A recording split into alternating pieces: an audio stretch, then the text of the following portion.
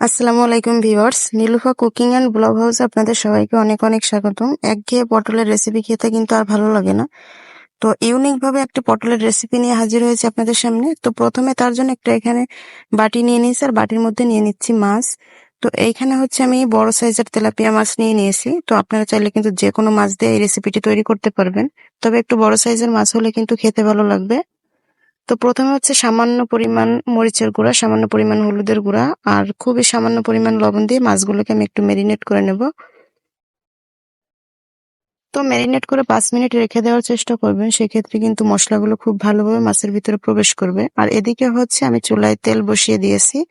তো এবার হচ্ছে চুলা যে তেলটা বসিয়ে রেখেছি, তেলের মাঝে খুবই সামান্য পরিমাণ লবণ দিয়ে দিচ্ছি, যাতে করে মাছটা কড়াইয়ে লেগে না যায়।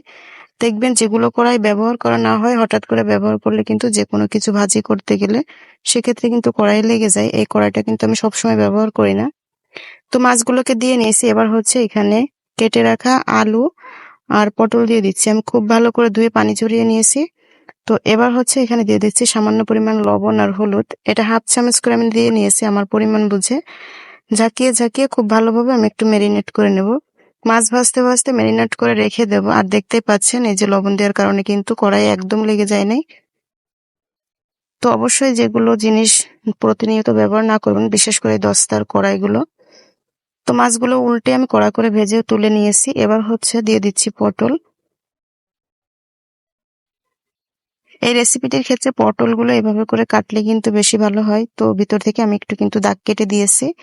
তো পটলগুলোকে আমি একটু ফ্রাই করে নেব। এর জন্য হচ্ছে নাড়াচাড়া করে পটলগুলোকে সুন্দর করে মেলে দেব। তো আপনারা যারা পটল খান না, অনেকেই আছে কিন্তু পটল তরকারিটা খেতে চায় না, তারা একদিন এভাবে করে বাসায় ট্রাই করে দেখবেন, অনেক মজার হয় খেতে। তো এক পাশ আমার ভেজে নেওয়া হয়ে গেছে। এবার হচ্ছে উল্টে দেব আমি। উল্টে দিয়ে দুটো পাশই আমি সুন্দর করে একটু ভেজে নেব।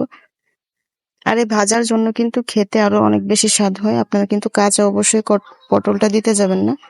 এই যে দেখতেই পাচ্ছেন পটলগুলো আমার সুন্দর করে ভেজে নেওয়া হয়ে গেছে।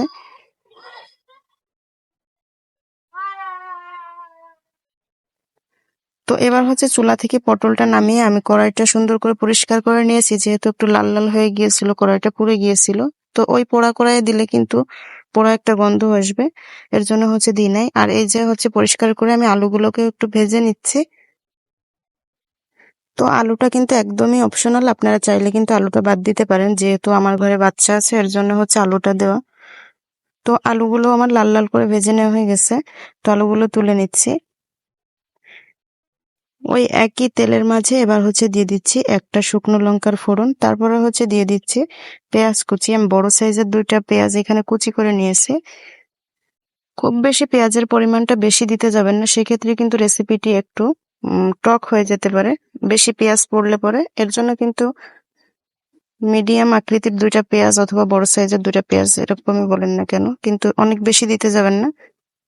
তো দেখতে পাচ্ছেন পেঁয়াজগুলো একটু লাল লাল করে ভেজে নেওয়া হয়ে গেছে। এই পর্যায়ে হচ্ছে দিয়ে দেবো বাটা মশলা। প্রথমে হচ্ছে দিয়ে দিচ্ছি এখানে 2 চা চামচ রসুন বাটা, 1 চা চামচ দিয়ে দিচ্ছি জিরা বাটা।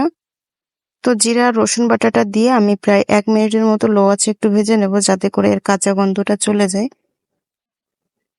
তো অবশ্যই 1 মিনিট ভেজে নিতে হবে। দেখতেই পাচ্ছেন 1 মিনিট ভেজে নেওয়ার পরে তেল ছেড়ে দিয়েছে। এই পর্যায়ে হচ্ছে দিয়ে দেবো গুঁড়ো মশলাগুলো।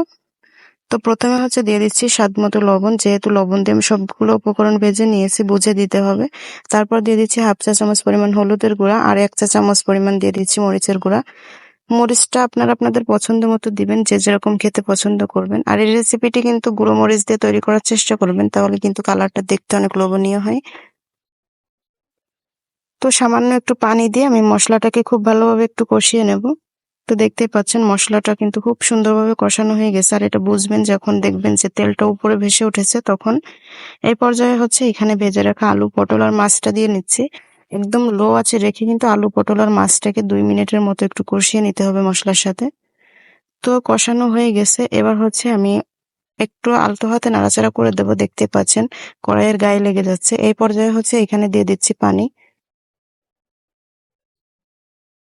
তো কষানো হয়ে গেছে। এখানে আমি ঝোলের পানিটা একবারে দিয়ে দিচ্ছি, যতটুকু পরিমাণ লাগবে তো ততটুকু আমি দিয়ে দিয়েছি। তো ঝোলটা যখন ফুটতে শুরু করবে সেই মুহূর্তে কিন্তু চুলার আঁচটা বাড়িয়ে দিয়ে প্রায় 5-7 মিনিট আমি জাল করে নিয়েছি।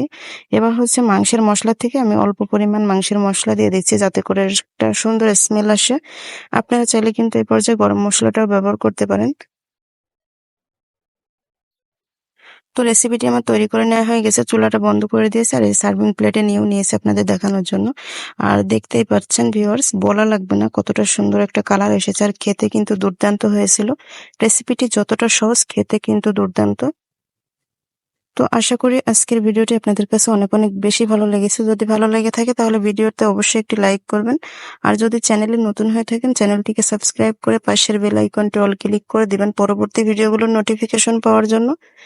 আর যারা এই ভিডিওটি ফেসবুক পেজ এবং টিকটক আইডি থেকে দেখছেন অবশ্যই কিন্তু ফলো দিয়ে রাখবেন এরকম নিত্য নতুন রেসিপি পাওয়ার জন্য। আজকের রেসিপি এ পর্যন্ত, ফিরে আসবো অন্য নতুন যে কোনো রেসিপি নিয়ে। সে পর্যন্ত সবাই ভালো থাকবেন, সুস্থ থাকবেন। আল্লাহ হাফেজ।